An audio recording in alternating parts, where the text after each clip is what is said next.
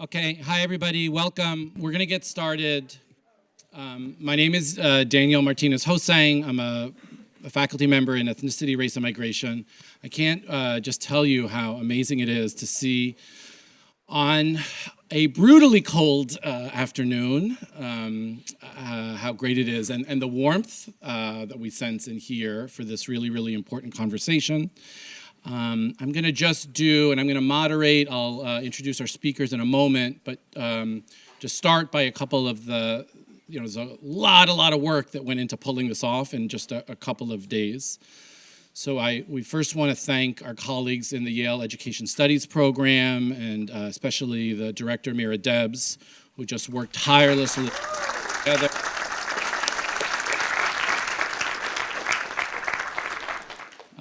I'll introduce in a moment our colleague, Paul Van Tassel from the Senate, but a lot of this event is sponsored principally by the Yale Faculty Senate, and it means an enormous amount that our colleagues across many, many departments and programs and schools understand that when we're saying there's something very, very serious happening in our discipline, in our world, that they respond to that call and want to know more about it and want to know how they can be engaged. So we're grateful to the Yale Faculty Senate, to the Gilder Lehrman Center, the Anti-Racist Teaching and Learning Collective, and the many teachers who are involved with that, African American Studies, my colleague Jason Stanley, and of course the African American Policy Forum. So just first, please join me in thanking all of our co-sponsors.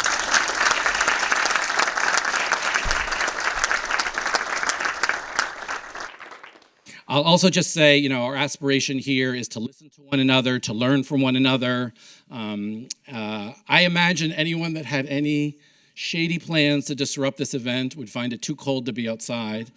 And make their way here, but we're looking forward to generative exchanges that can help us all become sharper thinkers and actors. Okay, so with that, I want to invite my colleague Paul to come up and just say a few words on behalf of the Yale Faculty Senate, and then we'll get into our panel. Thank you. Thank you, Professor HoSang. I'm delighted to be here today to lead the Senate this year and to help sponsor such an event. The Senate stands fully behind promoting these types of events where we engage in dialogue, we listen to one another, we learn from one another, and especially when the room is so packed that people can hardly sit. So again, I'm Paul Van Tassel. I'm a professor in chemical and environmental engineering here at Yale.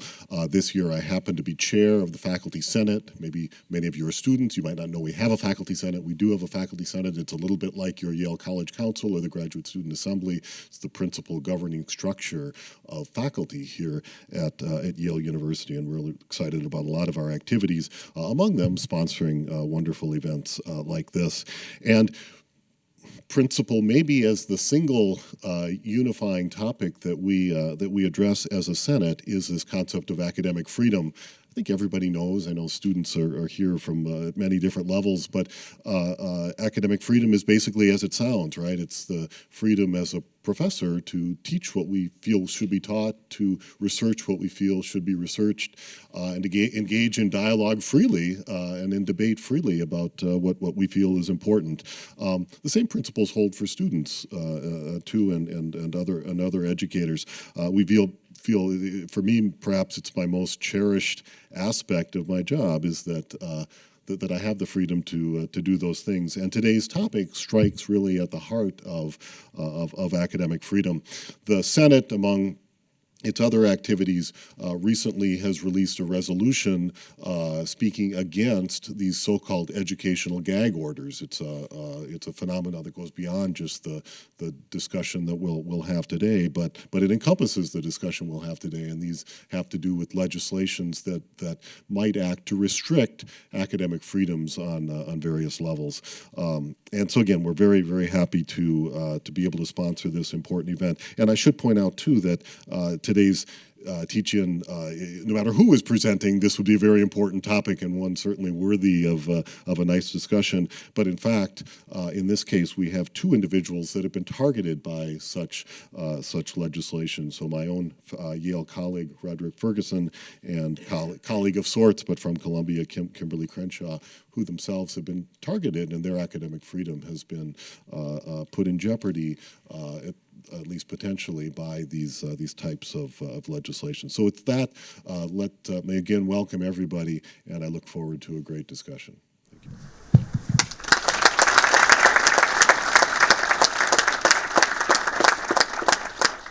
Right.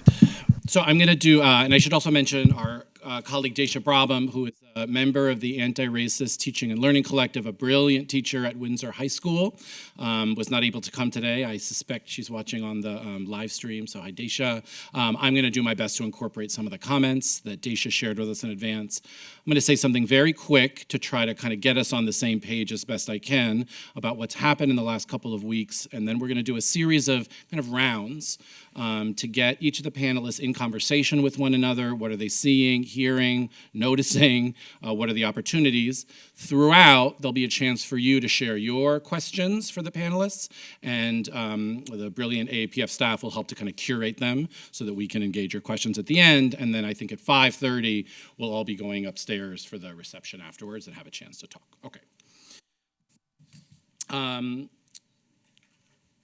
So over the last 10 years, the College Board, which is formally a nonprofit but is responsible for administering all the standardized tests that many students were subjected to in this room, as well as AP courses, advanced placement courses, which of course are intended to resemble college courses and in many cases offer college credit, to develop a course in African American studies. The very fact that after many, many decades, the AP first decided that it would be finally appropriate to do this is an effect of many, many students and faculty and scholars and advocates demanding the inclusion of these bodies of knowledge.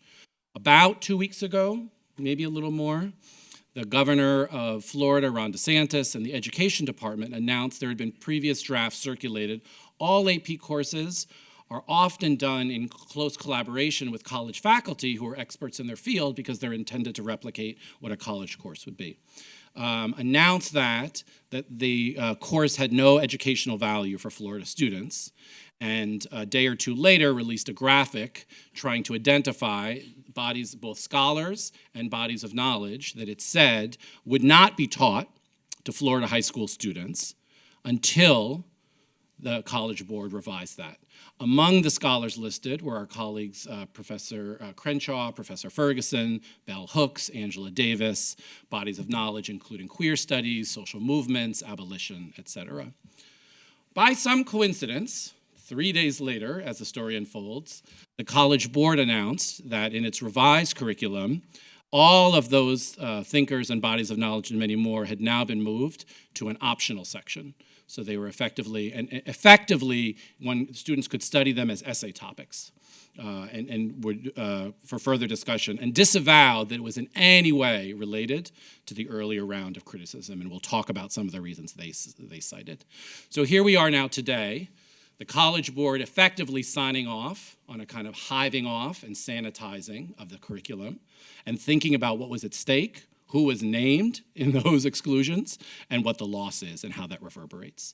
So for the first round of questions, hi Kim. Welcome. And Kim and the AAPF have of course been crucial since the attacks on critical race theory began 3 years ago now, I think, that's right, and helping us think about the link between what's happening in Florida, what a resolution that we may be paying attention to in Texas, and kind of a broad set of concerns. So I want to ask each of you, and I'm going to do these super quick, our colleague David Blight in history, Jason Stanley in philosophy, and Roderick Ferguson in women and gender studies, ER&M and African American studies. It has been a whirlwind. Just a whirlwind. From the time we started planning this, right, 2 other chapters have unfolded. So I just want to first start. We're going to get into the analysis, the unpacking, but I want to get a sense of what you've seen, right? What across all of this, the headlines, the claims, the indignities, what stood out to you? And maybe to share a moment or something you read that really kind of captures it. So that'll be our first round, and then we'll go from there. And Kim, I'd love to start with you. All right. Well, good afternoon, everyone. When I heard about the weather, I thought there'd be 5 people here. So I am overwhelmed. Great to be here. So I want to talk about the headlines because those are the things that, in my mind, reinforce one of the problems that we've been seeing for 2 years, and that is the way the media have functioned somewhat as a third arm in this effort to politicize the university, to demonize critical race theory, intersectionality in particular, and to create what in its best moments is a both sidesism, but sometimes it doesn't even arise to that level. So here's one of the headlines from the New York Times. DeSantis takes on the education establishment and builds his brand. So let's just ponder this for a moment, right? This could come from the sports page. A general manager of X and X team, acquires such and such, and they're in line for the Super Bowl. It's sort of treating some of the most significant challenges to our democracy as a question of branding, as a question of, is this going to be the strategy that puts him into the White House? You don't get a sense in this headline that what we're looking at is the attack on public education, the attack on more than 70 years of building a civil rights infrastructure that's backed up by and amplified by the kind of work that people who are deeply invested in addressing the history of this country and its contemporary implications for our current democracy. You don't get a sense that any of that is in there. So for me, this is an illustration of how what we're facing is not just a coordinated, organized, and well-funded campaign on the part of those who seek to make racism erasable, to those who seek to make Black history basically end at 1960. We're also fighting against a media that's taken a kind of, well, maybe not kind of approach. And now with the presidential campaign, it's turning into more of the sort of sports commentary. I suggest that we think about what some alternatives might have been to that.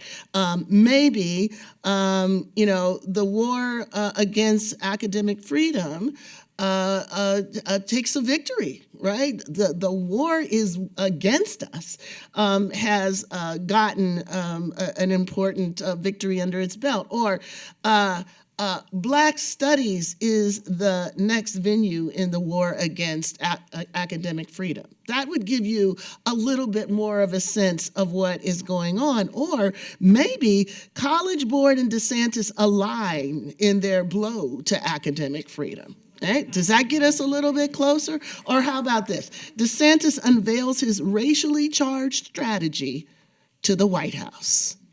Maybe that gets us a little bit closer, but I would say it just reinforced how much the media is also a site of contestation in this moment. Yeah, isolated unfolding of events that's just a kind of campaign a spectacle, yes, right, to exactly. do that. Okay.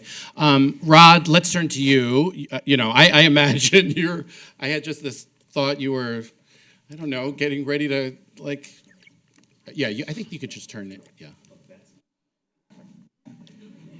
Jason wants his microphone.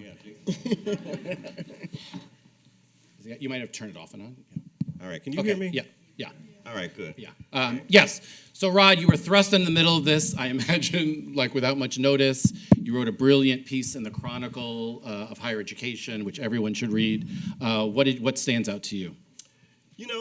First of all, it's great to see everybody. I see some of mine in the room, former students. So great to see all of you, and also colleagues. I think that for me, the headlines that suggested the sort of degrading of critical thinking and critical pedagogy, those were the things that stuck out. So one headline is the College Board strips down its AP curriculum for African American Studies. The official course looks different from a previous draft, no more critical race theory, and the study of contemporary topics like Black Lives Matter is optional. So I used to teach writing, right? That's how I cut my teeth.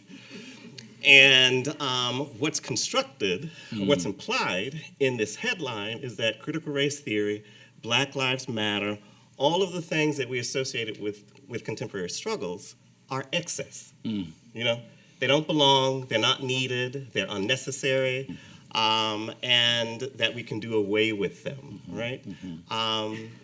At that moment, you know, we have an assault not just on critical race theory, we also have an assault on critical pedagogy, critical thinking, literacy. That should alarm all of us, you know, no matter our disciplines, all right? There's a way in which, you know, focusing on African American studies makes it seem as if it's a special object, a specialized target, but this is actually a pretty general assault on all education and critical literacy. So those are the things that stood out for me as a teacher. Yeah.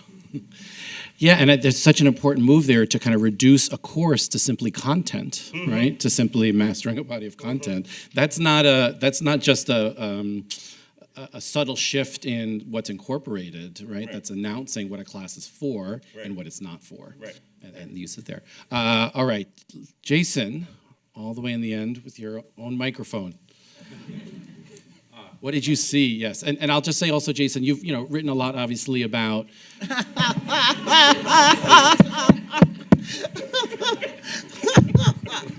public goods, man. Okay. About currents of fascism, which seems not another time, another place, how they show up, how they shape these events. So yeah, what stood out to you? So two things stood out.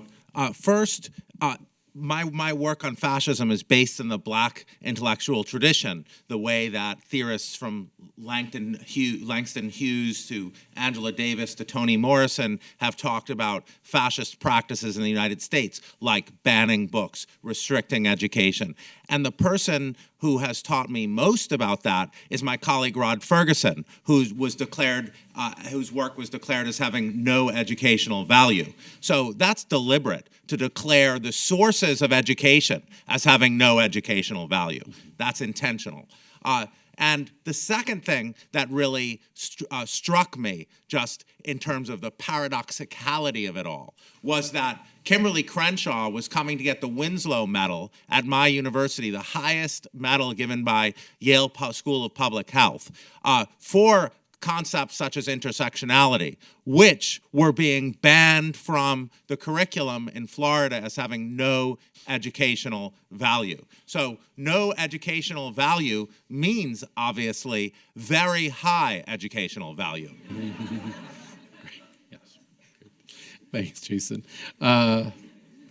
Professor Blight, a lot of your work is gives us a historic context to understand moments of revanchism, right? Reclaiming something that seems lost, from Reconstruction, the kind of national reunion, quote unquote, that followed. What did you see that caught your eye?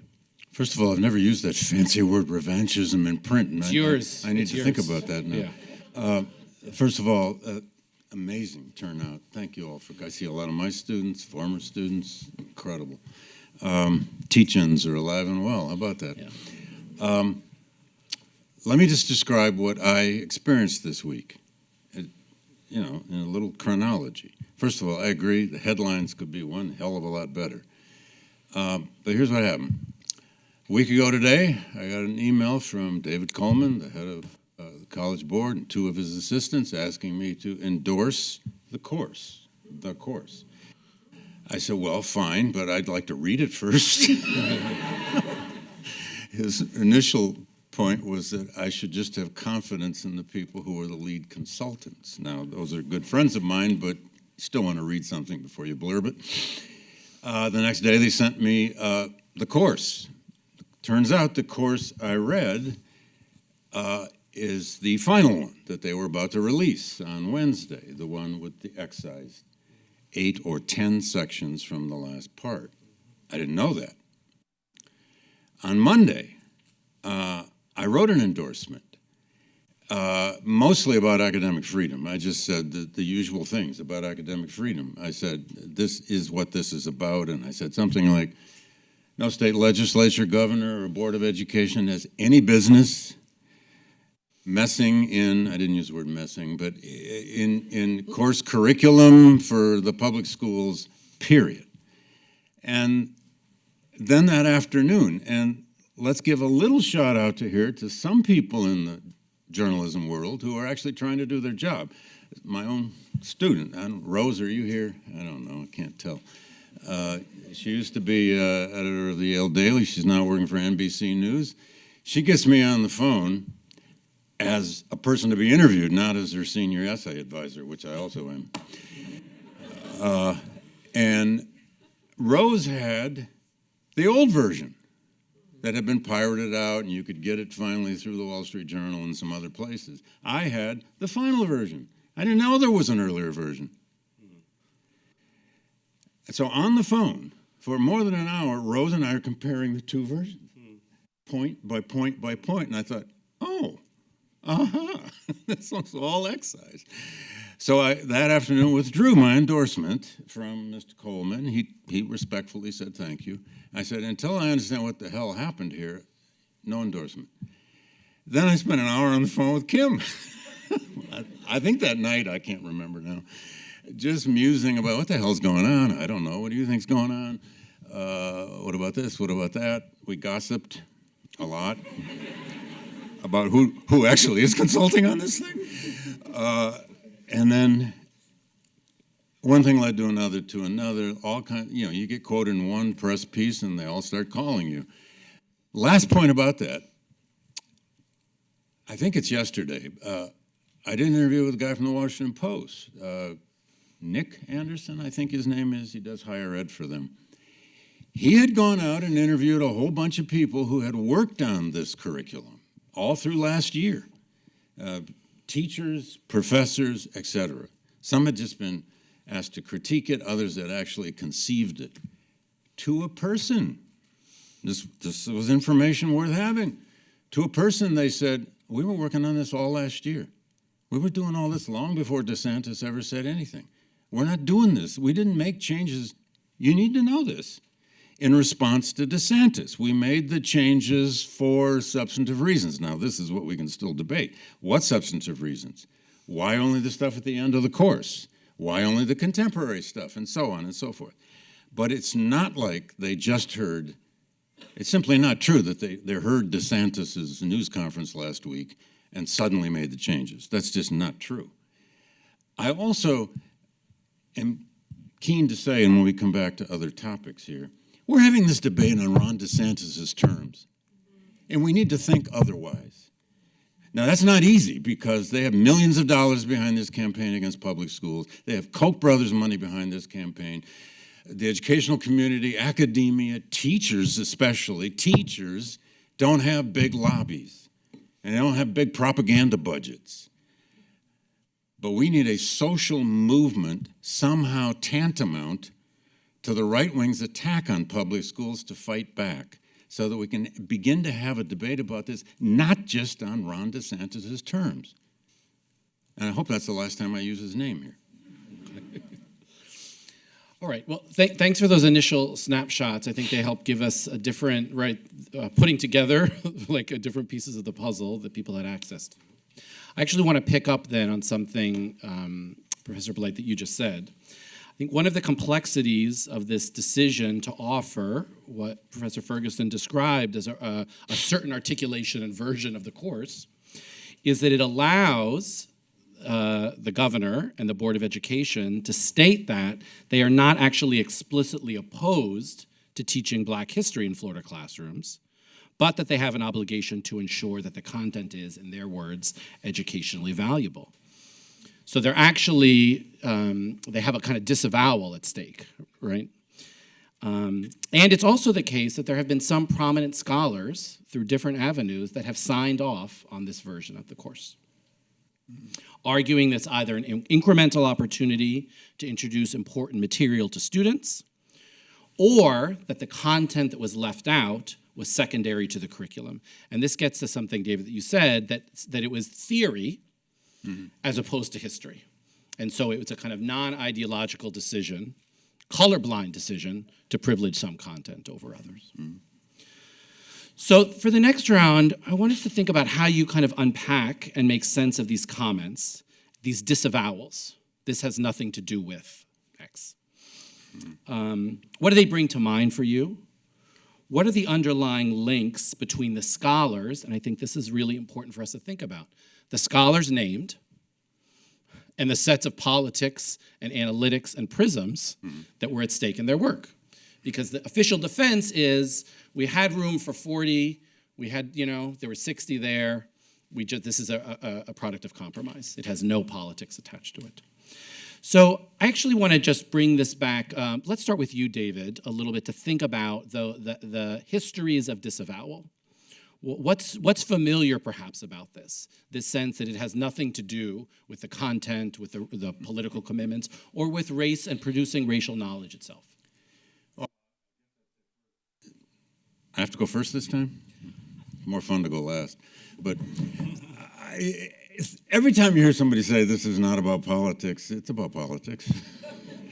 I mean, it is. In fact, that's what this is ultimately about. It is ultimately about the elimination of Roderick and Kim's work, and Ta-Nehisi's essay on reparations, and the unit on Black Lives Matter, and the other 6 or 7 items that were removed.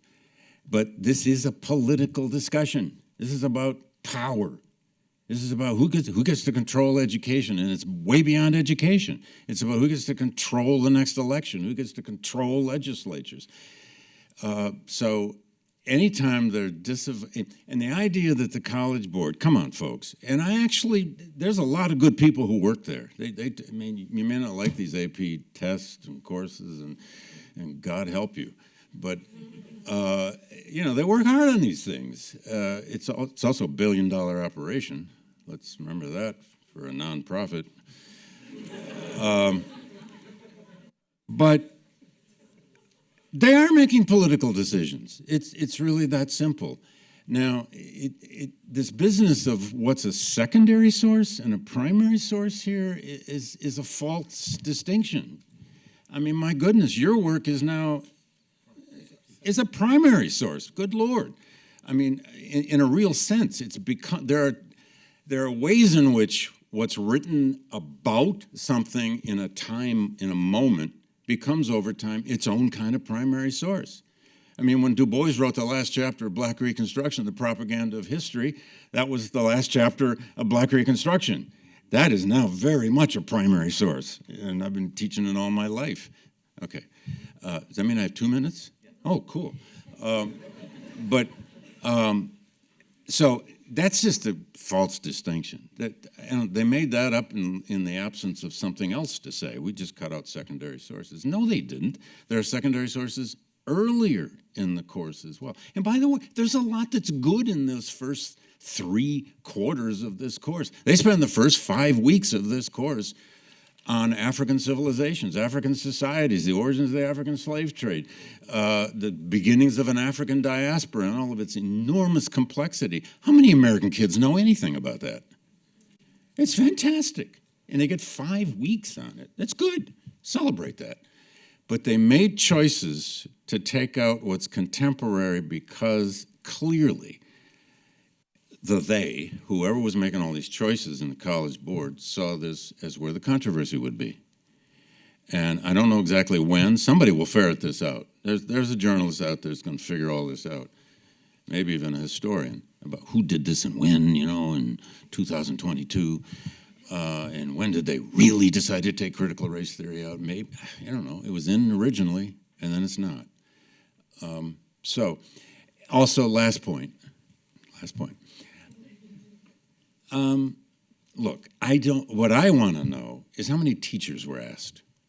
And there were teachers involved in this process, I'm told, but how many? I don't know. Maybe, Mira, you know. How many actual high school teachers are involved in the creation of these courses? How many teachers weighed in on what they teach, or what they want to teach, or what they know how to teach? That would be very valuable to know, because they're the people who have to do it. And they do have discretion in how to teach. They don't all teach exactly the same thing on the same day. Teachers have discretion in these programs. And we shouldn't talk about this AP African American Studies course as if it's a curriculum from on high that everybody must do the same. But it is true they made a choice to make about 8 or 9 of these units at the end optional for research papers. Now, it could just happen that young people are so interested in this stuff, they're all going to write their papers on it. Who knows? Thanks, David. I mean, that does raise questions then about teachers that would choose to foreground those issues more intentionally. They might. Many might. The vulnerability, right? There's a kind of like, you've some been states warned. especially. Yeah, Yes. and particularly for teachers of color and black teachers who are much more likely to be viewed with suspicion. Don't you know we laid out the directions here, and the possibility that one may have discretion over some parts, right? What text to use in introducing, right, kind of early abolitionist thought, Right. There. But Especially here, in the 24 states that have divisive concept laws. right, working with it there. Yeah. Teaching under a divisive concept law? Right. And how that changes the working conditions of teachers, Yeah. right, at a moment of profound need in public education. Jason, let's turn to you. I mean, part of this is also, history is about kind of facts, yeah? It's just events. And what we don't want to do is impose something, right? There is a kind of theoryless history. So, what's your kind of take on that and kind of how that allows us to understand or not organize our sense of the past? Yeah, so no philosopher of history would ever say history is just a series of facts. History is a narrative structured by a narrative. That's basic to the philosophy of history. So the question. So really, it's all philosophy when you get. Yeah. So you have to ask, what narrative are they trying to eliminate? What narrative are they targeting? And the narrative they're targeting is the narrative that drew me as a philosopher into the study of recent U.S. history. For me, as a philosopher, and this is the main topic of my 2015 book, How Propaganda Works, I wanted to know how, after the Civil Rights Movement, after this movement for liberation, racial injustice completely persisted. Mass incarceration. We now incarcerate 200,000 people are serving life sentences. That's basically roughly the full prison system when I was born. So how after the Civil Rights Movement, in a country that lauds the Civil Rights Movement, do we end up with resegregation? In 2014, 2015, last time I spun the numbers, almost 10% of the world's prison population came from the formerly enslaved population of the United States. So the theorists they're targeting are the ones that theorize about that. The theorists they're targeting are the ones that say, wait, the Civil Rights Movement didn't solve all the problems. Yeah. And so that's what they're trying to do. They're trying to say, we solved racial injustice, Martin Luther King, that's why we've got a holiday. And that's very clearly what they're trying to do. They're trying to eliminate any studies of the practices and structures of the institutions, of the police, of the criminal legal system, of the school system, that results of banking, that keeps the racial wealth gap basically what it was before the Civil Rights Movement. Yale's, my colleague Jennifer Richardson, from whose work I've learned so much, studies the myth of racial progress, the myth of the narrative of racial progress. White Americans think that Black Americans have 90% of the wealth of white Americans when they have 10% of the wealth. So what they're trying to do is they're trying to make inexplicable Black movements for social justice. They're trying to make it so that when you see a protest, you're like, what are they complaining about? We have Martin Luther King Day. So it's very clear to me what they're trying to do. They're trying to remove all structural, any kind of study of structures and practices that persist and make us think that because we have Martin Luther King Day, we did it. And finally, I want to end on this question of no political content, which, as David said, the most political content of all is saying that you have no political content. So, as you all know from your arguments in your dorms, but suppose that somebody said, we're going to make illegal the concept of sexual harassment. Suppose someone said, and suppose like 18 states passed laws making it illegal to teach the concept of sexual harassment. You couldn't mention it, you couldn't talk about it. Nobody would be fooled about what's going on, right? So why has there not been an outcry about the concept of intersectionality? Sexual harassment affects black women, white women, all women. Intersectionality is only about a subset of women.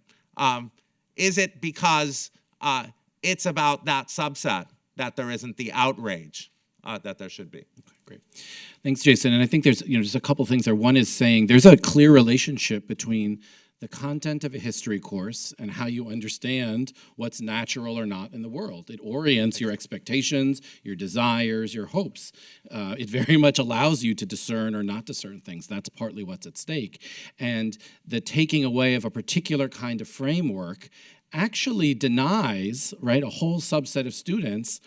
Baldwin in his Talk to Teachers essay says this. Students see everything. They see the inequalities, they see the humiliation, they see the possibilities. They come to classroom asking, what's happening here? And the notion that a teacher would be told, we can't talk about that. Or what you're seeing is just, as your other example, it's just random. If you see someone, humiliated, it's likely their fault. Yeah? So and that produces a certain kind of understanding, and that's not power neutral in that way. So that's really helpful. Rod, let's turn to you now. I'm also very much thinking about your work on student movements and reminding us about the capacious imagination they had for these classes, and how you might put that into dialogue with what we're seeing now.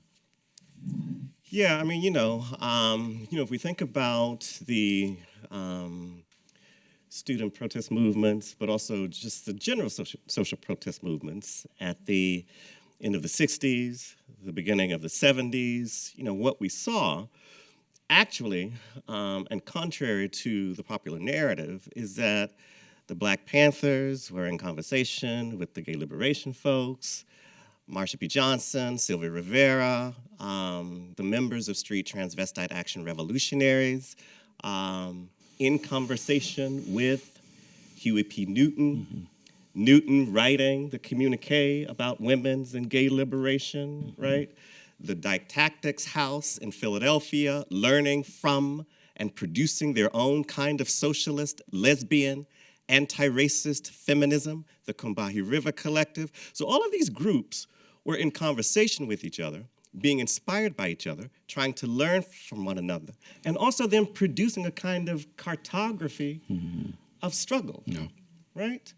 And here we are now with an edict to abolish those cartographies, mm-hmm. right? This is what that's about, right? It's the reason that we're targeted, that our colleagues, Angela Davis, Robin, Kelly, targeted, is because, people have been working to produce cartographies so that we can make links. That's what intersectionality is, How do I think about the links between modes of difference and histories that are supposed to be disconnected from one another?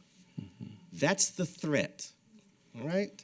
That's the worry, that people are actually producing frameworks by which they can see the links between things, mm-hmm. right?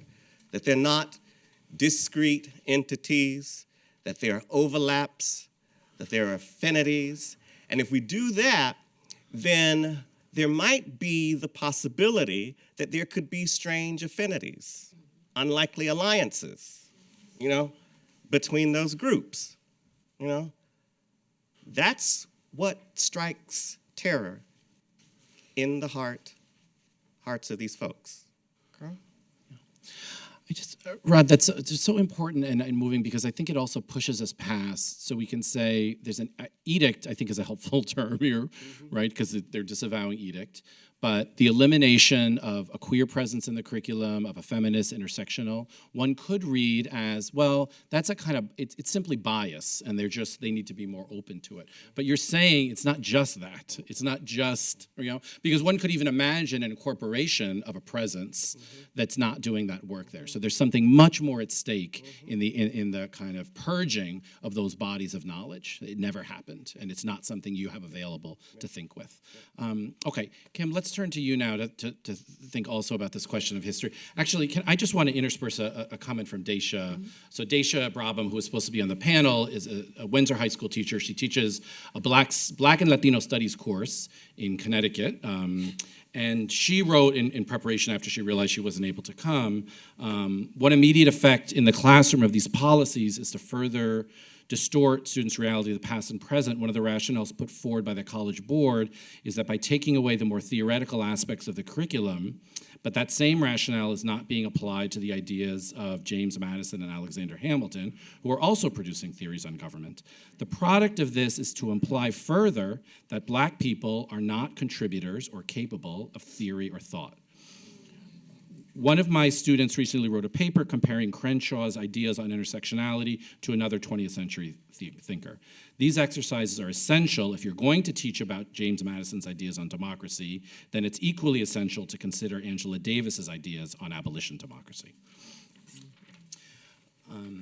So, and you talked about this today in your about public health, about the kind of re-energizing of ideas about racial superiority and inferiority that come about in these disavowed settings. But let's turn to you now to kind of help us think about these histories. Yeah. Well, and let me add, the assumption is also that students can't learn about democracy. They can't learn about the government. They can't learn about the state from the experiences that prompted them to want to have this course in the first place. So some of the irony, I guess we might call it in the story, is that the very conditions of possibility that opened up this course, the aftermath of George Floyd and Breonna Taylor, the contemporary dimensions of the histories, that's precisely the information, that's precisely the thinking that has now been rendered optional. And I just want to say, as far as teachers are concerned, what this also does is to tell teachers, you can teach this at your own peril.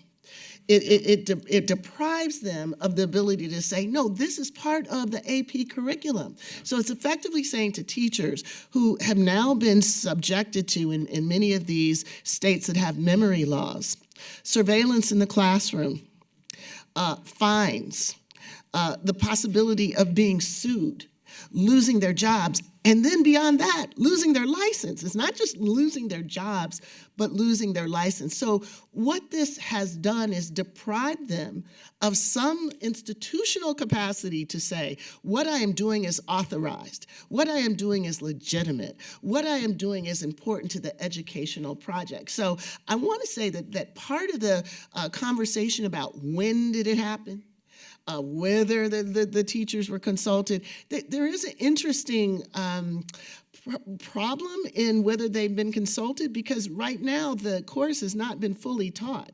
The information that they're halfway through. So what are you going to consult the teachers about this stuff that's taken out? Because they haven't even had an opportunity to teach it. In law, that's called, sort of contradictory evidence, right? But what I want to suggest is even our focus on did they do it a couple of weeks ago or have they done it for a whole year is a problematic framework, because it makes it seem as though the damage that's done is only damage if someone intended it to be done. It's only damage if it's intended to be in response to DeSantis's claims last week. But in critical race theory, one of the things we do is suggest that damage is done whether it's intended or not.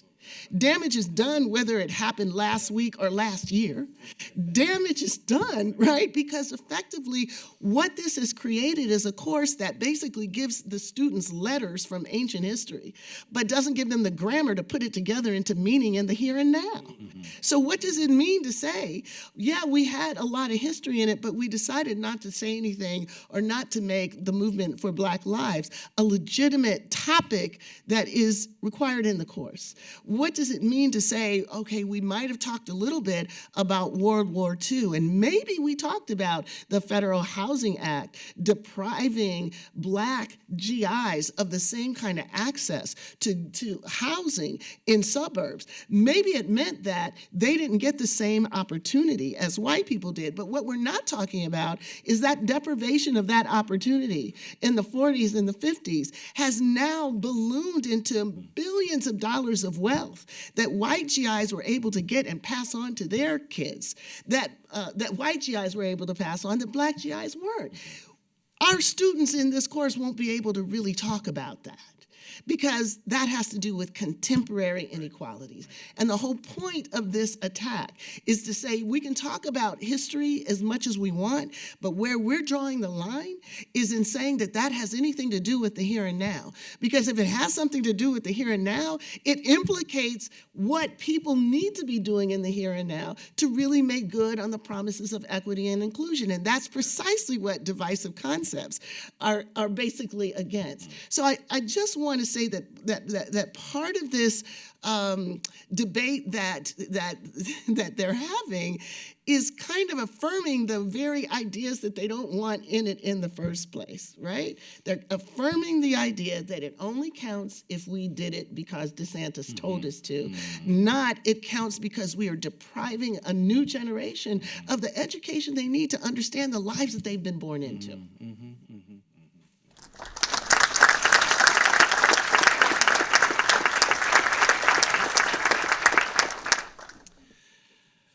I think, and I just want to bring in Daisha one more time, and then we'll go to the third part because it speaks, directly to that, the question of what historical knowledge can be mobilized to do outside of just events. And so Daisha comments, Carol Anderson, a really important historian's book, White Rage, is essential for us to see that these attacks are not new but should be expected. Behind every civil rights gain lies an attack. The fact that many are unaware of the struggle behind the aftermath of Brown v. Board or the removal of troops after the Reconstruction Amendments demonstrate yet another indictment on the education system that we are consistently not telling the whole story, treating these wins as the products of individual characters or inevitable success, when the truth is that it was the product of decades worth of organizing in communities. So I think it's just another astute way of saying you can actually take the same kind of like line on the timeline event, and the framework with which it's discussed and engaged with students makes all the difference, right? All the difference. We're not going to go to our last round, and we'll continue to invite you to put your questions there as we put those together. We have those here. And here we're trying to really think about where do we go from here. So I'd like each of you to think about your sense of two roads that might lead from this moment. The first, in which this decision is simply endorsed, accepted, maybe some hand-wringing, but otherwise with little objection. Either because it's pragmatic to do, simply we have to accept the conditions, or it's just not worth the fight. It's actually not, it's not relevant to other concerns. What happens and what danger does it promise beyond Florida high schools? The second, in which we see this as a moment that requires concerted and collective action. What might that action look like, and what kinds of futures could we potentially build? And for this, Rod, we're going to turn to you first, if that's all right. One, object to it, right? Simply, object to it. As you're objecting to it, go back to Martin Luther King's letter from the Birmingham jail, okay? In that letter, he theorizes direct action, all right? And says why direct action is needed. When a society refuses to come to grips with its historical moment, a creative tension has to be produced. The creative tension can be produced through collective mobilization, right? The use of the body, the use of cultural forms, cultural practices. Read that and then do something with it, okay? Ironically, the other thing that we can do that the DeSantis folks say they want, that will actually go a long way. Read and write, okay? So the stuff that they don't want you to read it, okay? The things that they are saying should not be read, imagine that as a list of recommendations, you know, as a syllabus in and of itself, you know. Pass those on to other people, all right? Produce the classroom outside of the classroom, all right? In your dorms, in your clubs, with your families, all right? Let's take back that moment when it was illegal, for instance, for Black people, Black enslaved people, to read and to write. So what did they do? They had things like midnight schools, all right, where they produced critical education, you know, away from, you know, the master's purview, right? Produce those, multiply them, and also demand that that curriculum belongs also in public education, you know, in K through 12. And that it belongs in university settings, because that's what's coming next. You know, don't be lulled into thinking that this will just stay with K through 12 teachers, okay? You know, the other target will be higher education. We already see that with DeSantis saying that he is going to go after diversity, equity, and inclusion units, you know, within colleges and universities, all right? So that's what's at stake. Multiply the instances and moments and context for critical education. Get involved, produce your own direct action, all right? It only takes a handful of folks, you know? What did Audre Lorde say? Find your work and do it, period.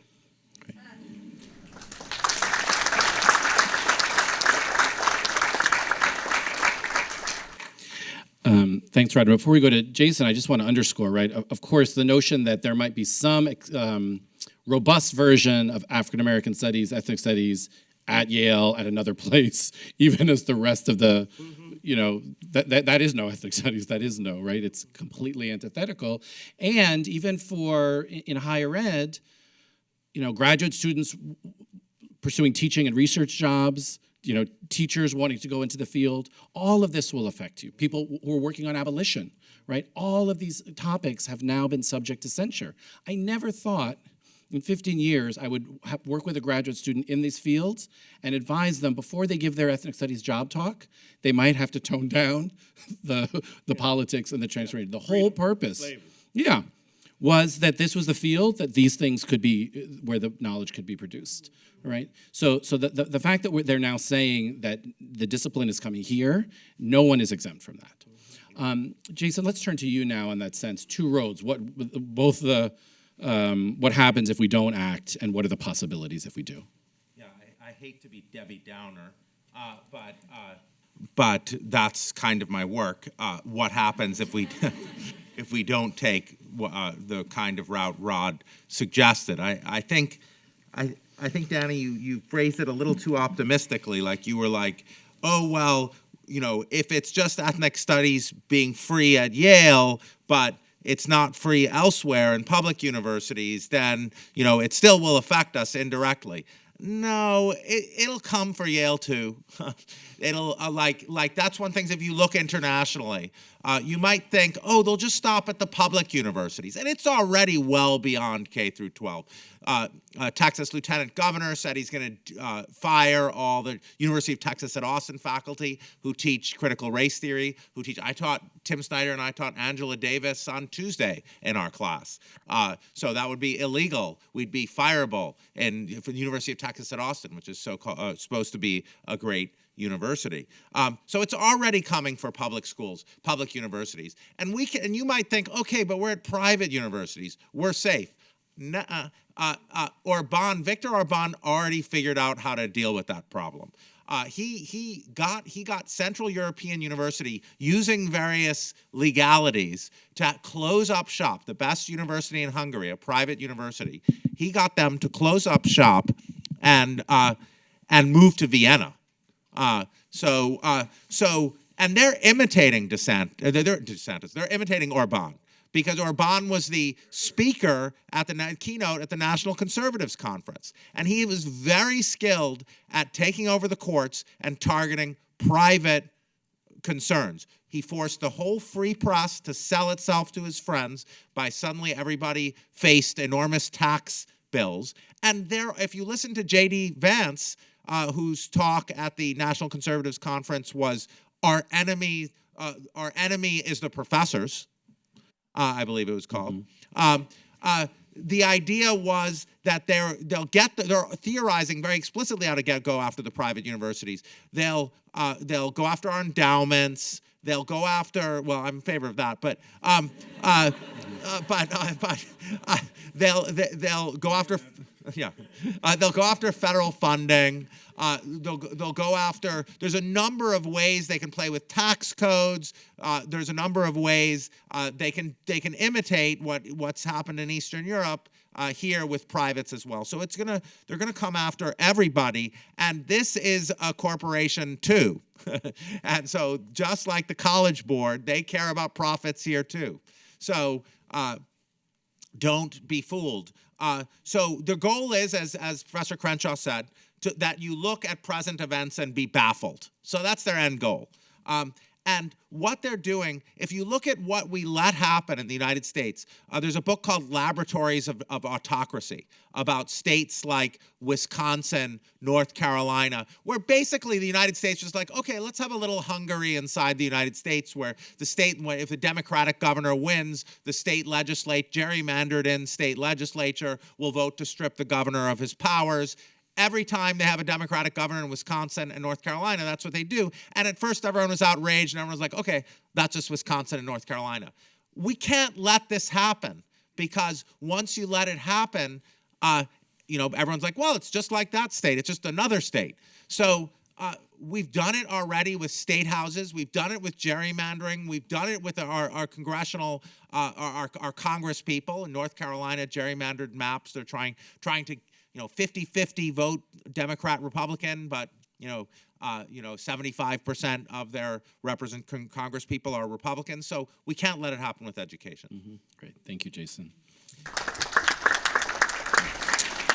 Again, remind you to look at text your question so that we have in about 15 minutes remaining. So before we get to David and Kim to close us out, I'm just going to bring Daisha in one more time on this last point, who says, although the recent attacks of CRT are making mainstream, there are more silent attacks happening every day in the underfunding of schools, the removal of elective courses for students that often expose them to classes, such as AP African American History being removed because of a lack of staff, etc. The attack on education is far-reaching, and we cannot lose in this debate. And then we must now remain vigilant and use the community framework to work together, collective action, community activist projects, to address the educational malpractice we see in Florida and across the country. In the words of James Brown, we need to get up, get into it, and get involved. Parents, students, teachers, administrators, and families in the community together to mediate and strategize the short and long-term effects of this attack. We need an all-hands-on-deck strategy.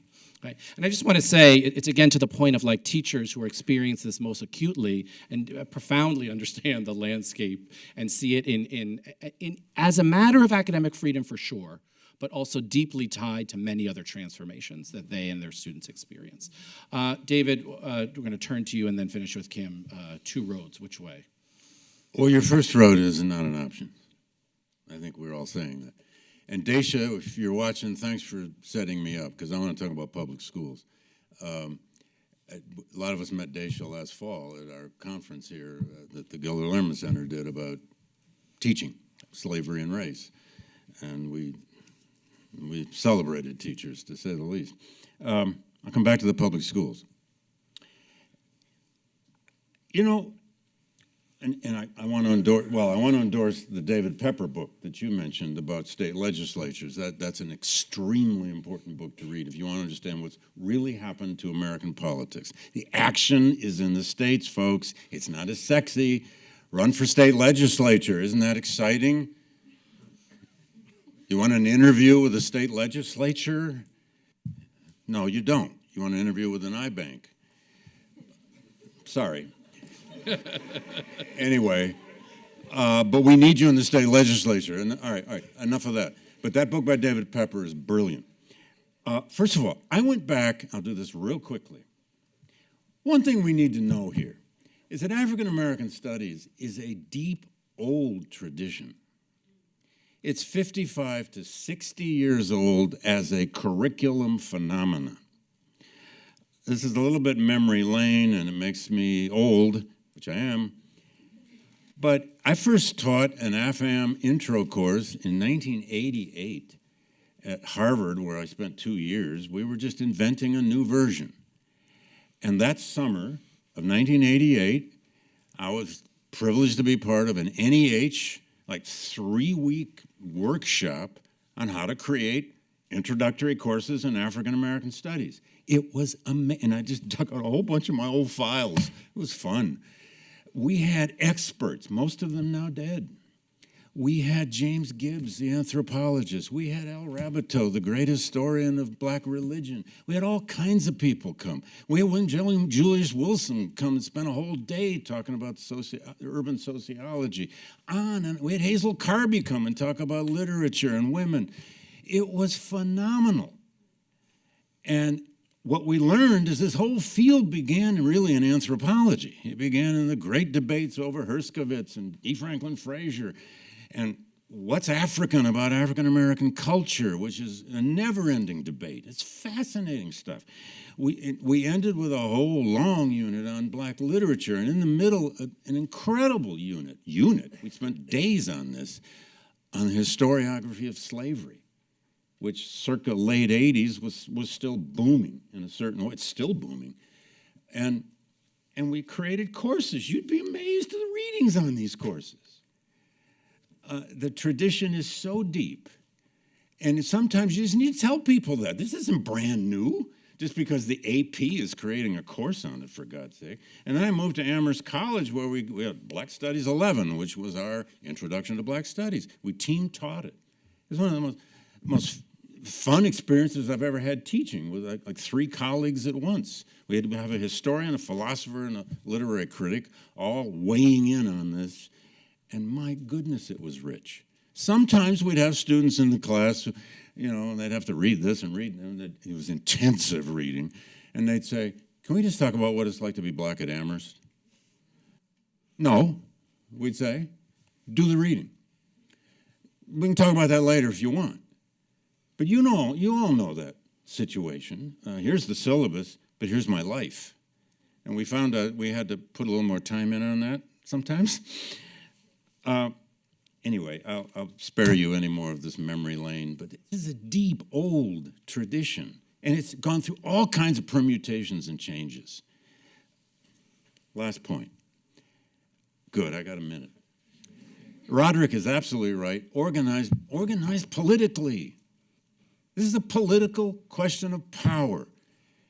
We need a social movement in the United States, tantamount to Black Lives Matter, and even bigger, it needs Soros level of funding and more to save, preserve, enhance the public schools. 85% of Americans are educated in a public school. I went to nothing but public schools. I taught 7 years in a public high school. I have no education without public schools. The public school is the most democratic thing the United States ever invented. And there is a multi-billion-dollar crusade to destroy them. And by black people, you should say that about enslaved black people. Yeah, I mean, look. By enslaved black people, that's where the public education system comes from. Well, it does in great part. They were. Voices Black Reconstruction. Just go ahead and read it. Yeah. No, it does. Although they were trying to create these things in Massachusetts earlier too, and they did. One state mandated public schools before the Civil War. So you're right. But hey, you want a new social movement? Save the public schools and go teach.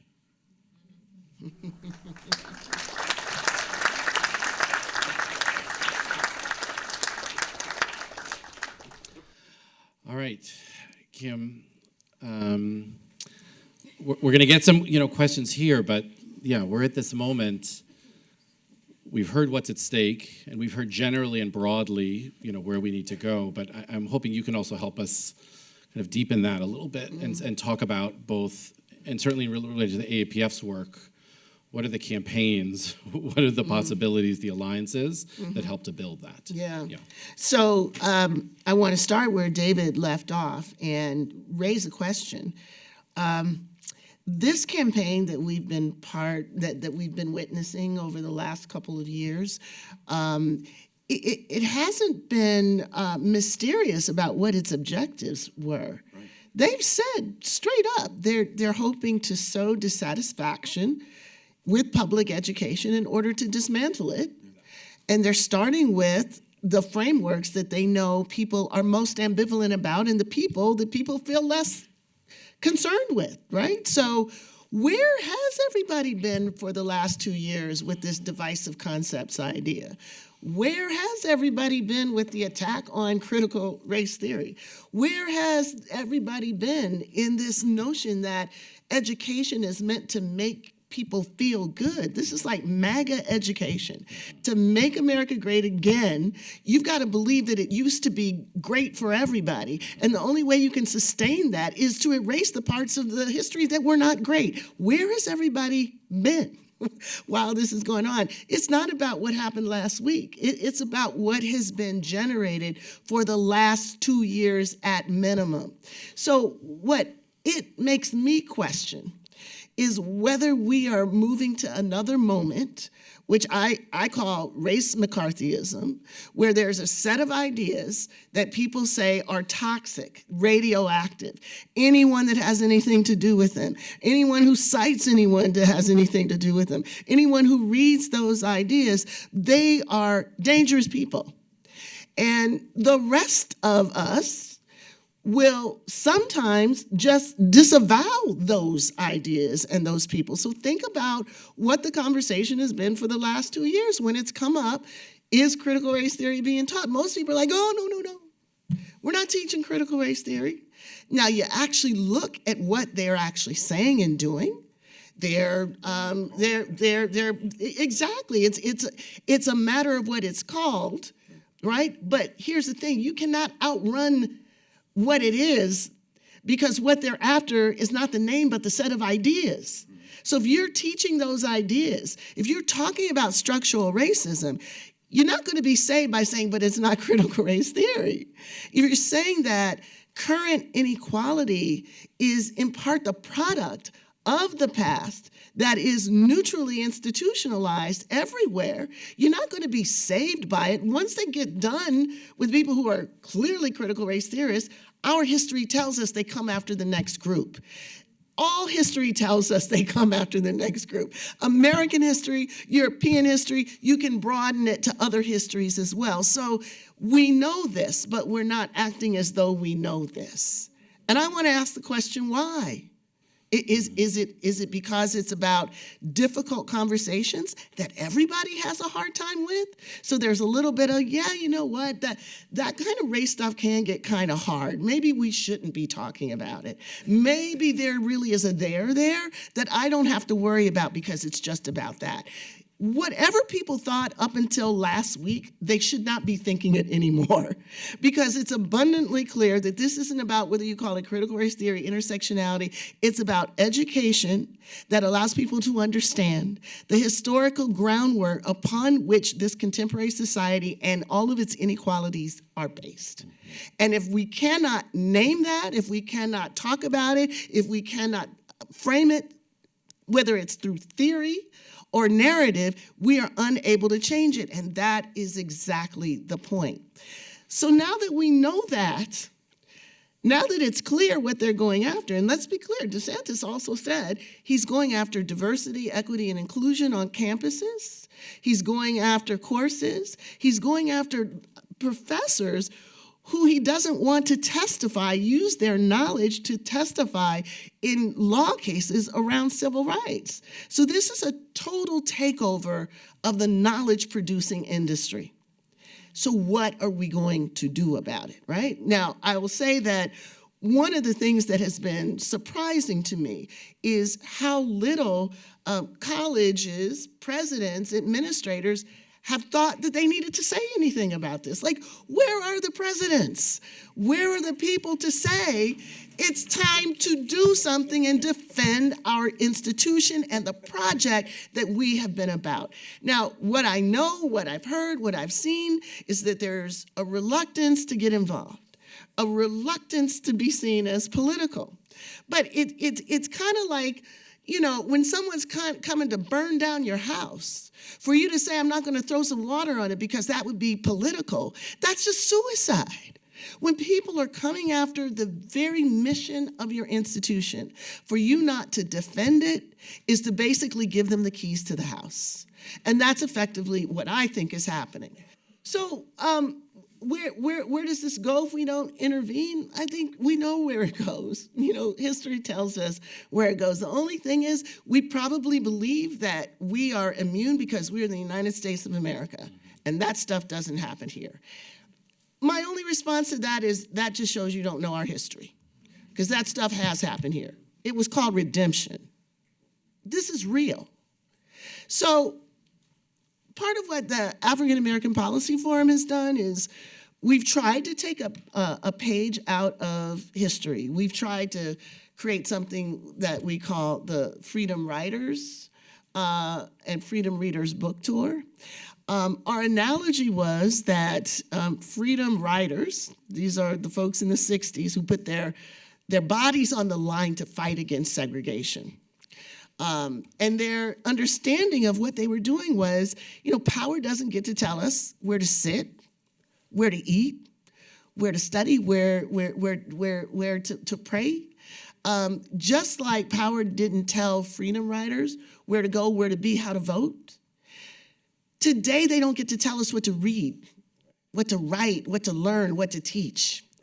And if we allow them to tell us what to read and what to teach, they're telling us who we can be. And that cannot be what all of this movement for the last 60 years has been about. We cannot come to this point where we're willing to pass on a legacy that is half full or a baton that cannot be reached by the next generation. So we created a book tour. We took 19 of the titles that have been banned in states around the country, and we gave them away.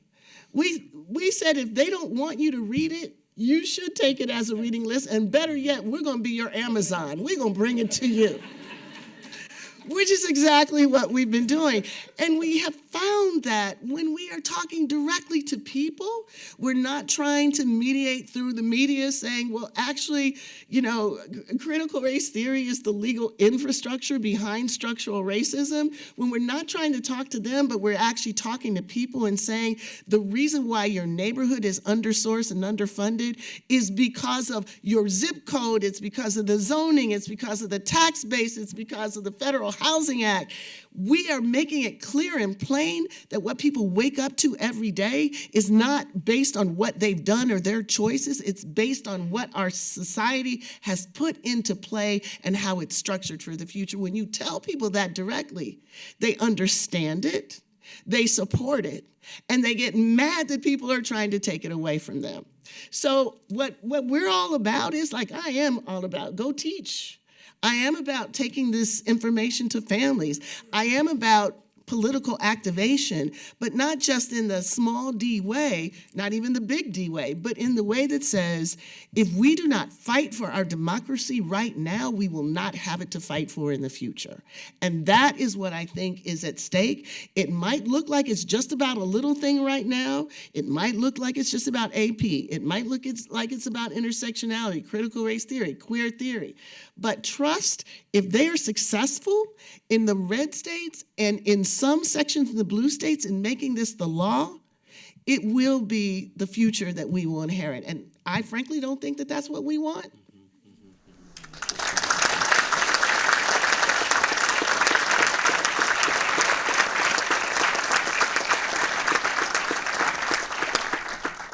Thank you. Kim, so we have a couple of minutes left, and I just want, so my understanding is the reception will have some of those books, we'll have materials about the campaigns, how people can get involved in them, a chance to talk to the staff about those possibilities. A couple of questions here, and I'm just gonna go one more. The first word from Daisha was, the College Board is not our friend.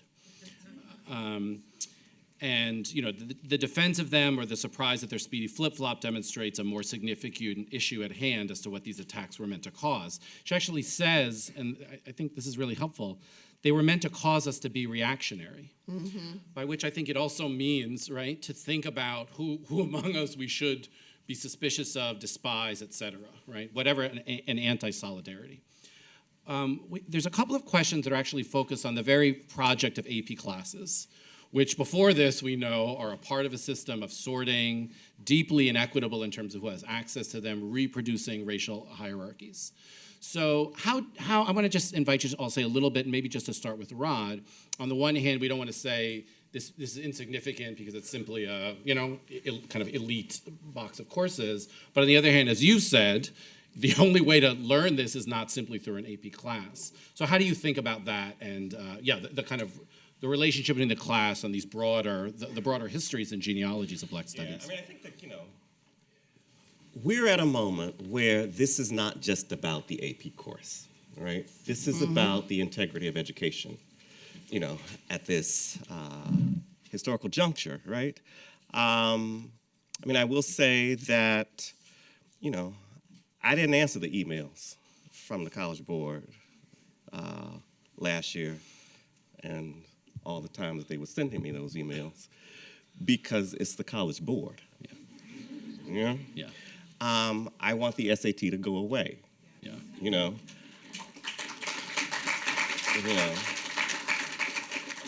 I do not think that it is in keeping with the history of Black progressive thought, which, let's face it, that's the dominant of Black history.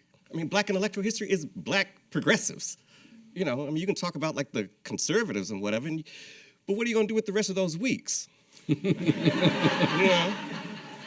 And so,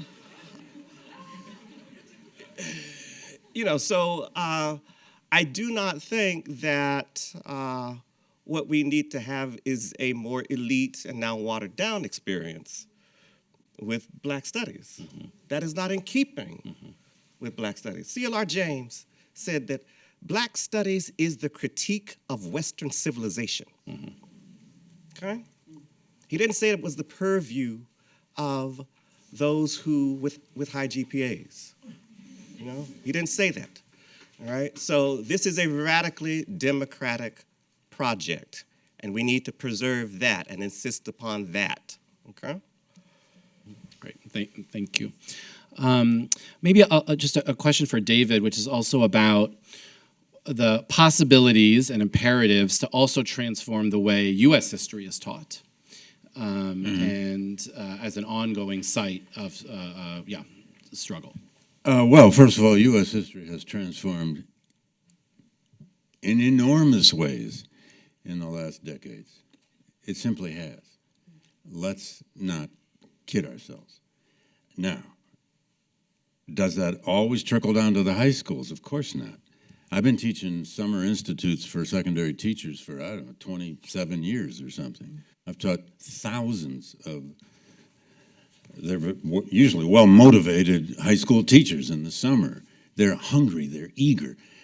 often because they don't know much.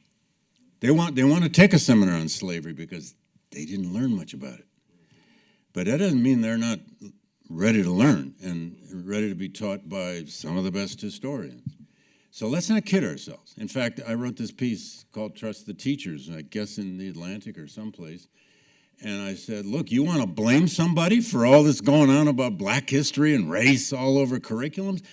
Blame us. Blame the historians. Bring it on. We'll take the fight. Don't blame the teachers. Trust the teachers to learn something. Last point. We all got to start somewhere. Next fall in late September, the Gilda Lehrman Center and maybe others here at Yale are helping co-sponsor a conference at Flagler College in St. Augustine in Florida, in what the leader there of this effort calls behind the red curtain. Now, that's a private college, although they are not untied to state monies because most of their buildings are like state landmarks. So they got some risk to take, and their president is on board, I think.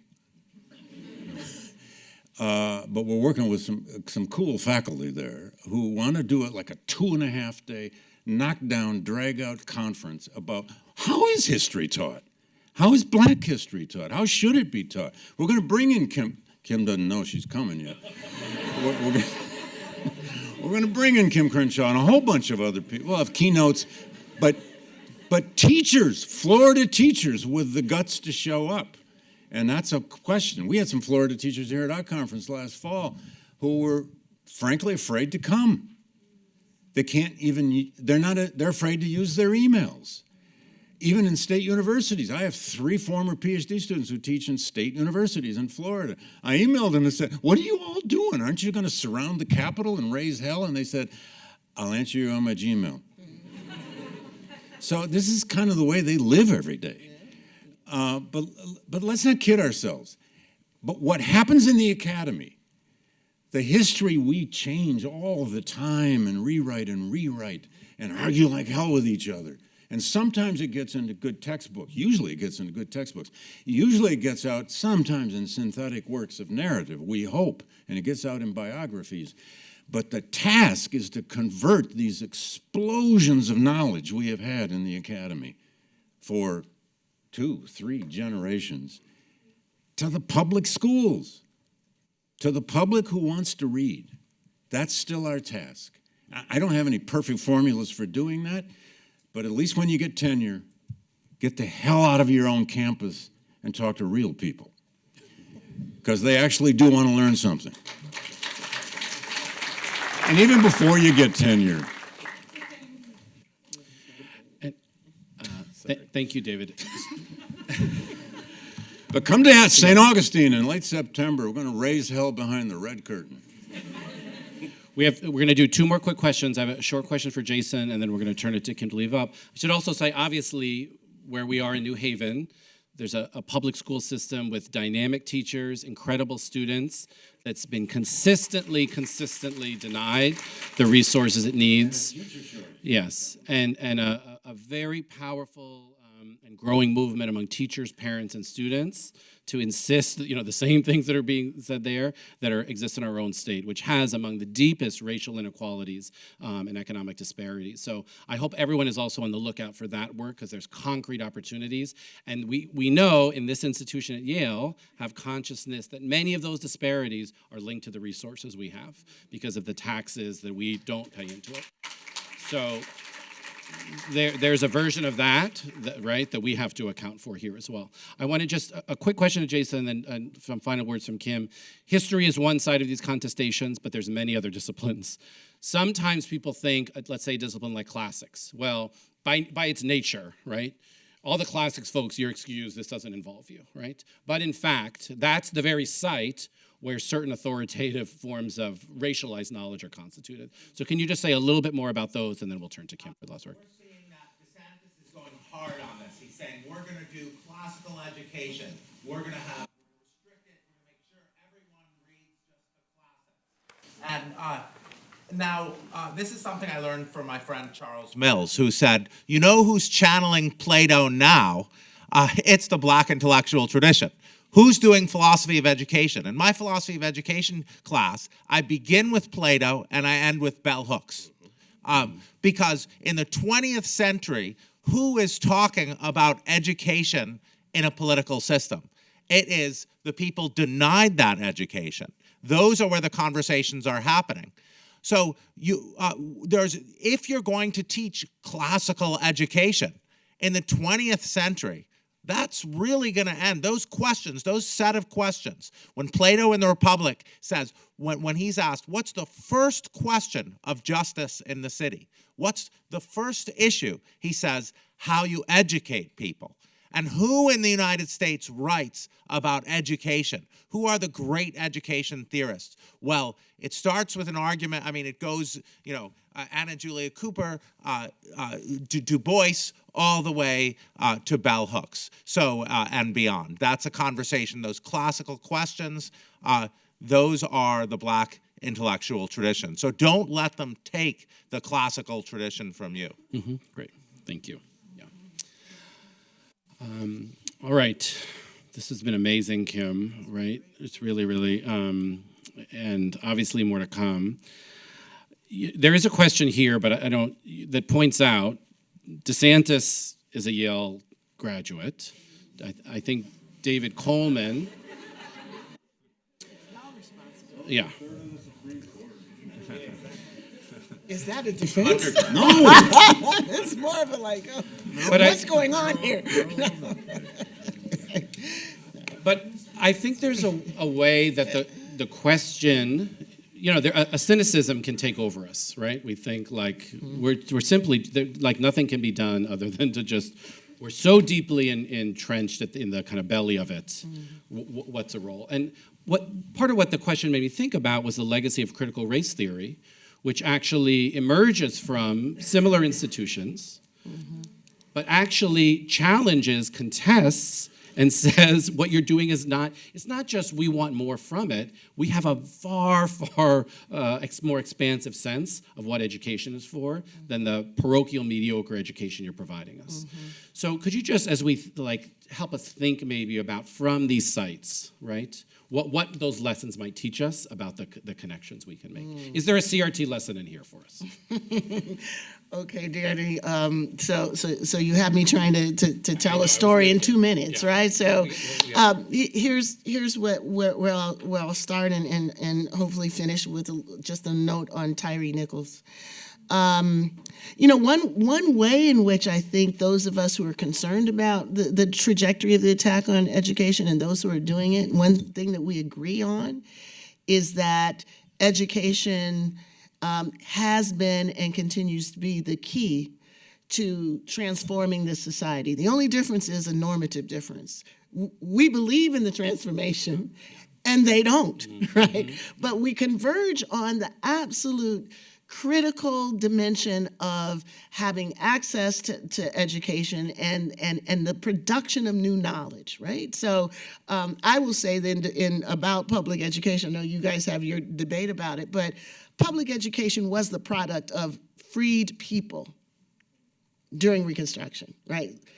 The first thing they wanted to vote, the second thing they wanted was education. It was the thing that was the second thing that Redeemers went after. First, they went after the vote, and then they burned down the schoolhouses. That relationship continues to this day. So the same states that have these memory laws and the efforts to suppress education are the same ones that are trying to suppress the right to vote. We need to learn about what those connections tell us about the significance of institutions that produce the knowledge that we need to sustain our democracy, right? So these things have always been one and the same. They've always been connected. All sides or both sides of this agree to it. We realize that there's a connection between a past that said if you taught an enslaved person to read, you could be punished And if you were that enslaved person, you could be punished with death. That tells us that a status quo is maintained by denying people who are at the bottom of it the capacity to read the situation, to be literate about it, to be able to change it. So that's a continuing dynamic that we're still in the middle of, and we need to be able to pull those lessons to the forward moment. Now, the reality is that we have made strides, as David has said. These institutions do not look the same. This does not look like the same. I'm sure 30, 40 years ago, it wouldn't have looked like this, right? That is the product of pressure. That is the product of imagining the university being different. That is the product of bringing our political material, our political connections, all the things that make for transformative possibilities to bear. That is what happened. Critical race theory is a product of that. It comes from ethnic studies as applied to law. It comes from African American studies as applied to law. If we realize that the inequalities that we face are not the product of our own deficits, but deficits in our structures and our institutions, then the question is, well, how do the different disciplines that we are in contribute to that? And so we went into law school asking that question. How does law contribute to naturalizing an unequal status quo? First, by depriving individuals and groups of the ability to change that, and then rationalizing, saying that it's colorblind, so it's okay. So effectively, the story of critical race theory is the story of the institution of education writ large. Young people coming into these institutions with a different idea about what the purpose of education is, a different idea about what the mission of the institution is, and a lower level of tolerance for the failure to get what they think they deserve out of these institutions. So I want to suggest that the story of African American studies and ethnic studies and queer studies and critical race theory, that is the history that we have to bring to bear. Those are the stories that tell us that we don't have to accept the limited parameters of the education that we have. It tells us that when we coordinate, when we make our demands, and when we believe they are legitimate, and we come up with alternative ways of delivering knowledge and information, we actually change things. So now this is the pushback against it. With every transformative moment, there is a pushback, and they're just happening quicker. So 2020, transformative possibility, 2022, 23, massive pushback. Once we understand that this is all part of the dynamic, we don't have to accept this is just the way things are. This is the way things have been made to be, and we, yes, can do something about it because we already have. Yeah, great.